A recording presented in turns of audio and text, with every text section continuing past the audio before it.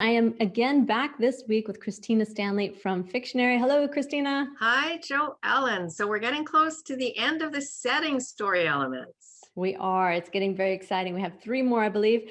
Today, we want to talk about location split.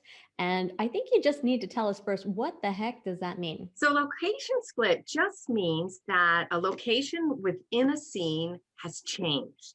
And so maybe you start your scene inside a house, and the next piece of the scene is in a taxi. So that would be a location split. Okay. And so why is this important? So it's actually very important.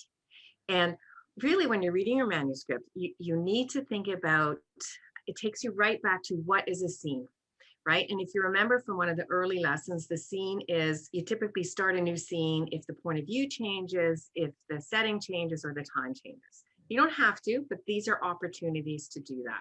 And so when you mark down that you have within a scene changed the location, that enables you to monitor and evaluate the pacing of your story. We're monitoring and evaluating that on our own, but how does this show? What's it look like? Right. So this is where it comes down to. So we've done many of our story elements, and as we went through, we marked our scenes if there was a location split.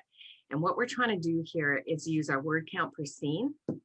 And so you need to know your word count for every scene. I got to do a little shout out to Fictionary here, because we do it automatically for you, so you don't have to do it manually. Right. It's done in seconds, and you can visually see your whole novel drawn out on a word count per scene. And what you're looking for are the scenes that are too long for your story structure. So for example, if you have a story where most of your scenes are, 700 to 2,000 words-ish, and then you've got a scene in there that's 5,000 words, and it's not your climax scene, that's probably an issue.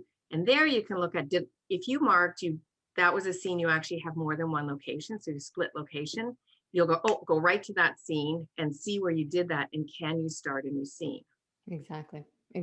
So that helps us reorganize, re-anchor ourselves, and get better into that scene a little bit stronger with the characters and point of view, I guess. So that's pretty good. So what are the pitfalls with this? What's going to happen there? So the pitfalls are, one, if you don't know that you've changed location, like you're not really aware of it, you've just written the scene, you don't pay attention to it, you're missing an opportunity to tighten up your story. Right. And so if you change location within a scene, you need to describe all those words. And was it really important for the reader to know that I got dressed, I picked up my purse, I put on my lipstick, I locked my front door, I went down to the street, I waited for my taxi, I got in the taxi?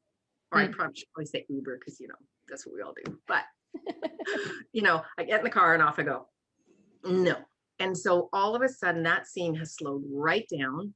Those are the boring bits of life, and we don't want any life boring bits in a story ever. They just need to go. So if you, instead of having that in one scene, if you just end my indoor scene with Christina slammed down the phone, that's the end of the scene.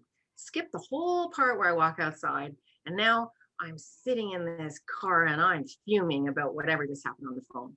And so right away, it's faster without having all those extra words. Excellent. So you're going to tell us we have to go back through all our scenes, and we have to count our words and look for the location split. Yes. Anything else there going on? It's a little harder than that. So as you're evaluating, when you're going through and you're doing all of your Fictionary story elements, then that's an easy one. Just mark it. Right? You've just marked location split. So by the time you're at the end of your first read through, in these 10 scenes, 12 scenes, whatever, I've split locations. Can I go back and look at, could I pick up the pacing there? Right? However, it links into all of the other story elements in a big way. And so when you do that, so say you decide, yep, there's a location split, I'm going to split my scene. When you do that, the first part of the scene that stays, we'll just call it scene A, you need your exit hook. So make sure there's an exit hook, right? When you start the next scene, is there an entry hook? Is the point of view anchored? Is the setting anchored? And is the timing anchored? And so you need to reevaluate when you split a scene, what you've done to both of those scenes. And then that plays right back in. And if you've been following along and doing your Fictionary story elements as you go, you'll see that how this leads in, and we're getting more and more into the interaction of all the story elements. Exactly. Well, folks, that's your assignment for today. Go back through and look for all those word counts on your locations and check it out. Make sure it's all established and nice and tight. And thanks for watching. Try Fictionary Storyteller free for 2 weeks at fictionary.co. Storyteller will get you one step closer to telling that powerful story you dream of.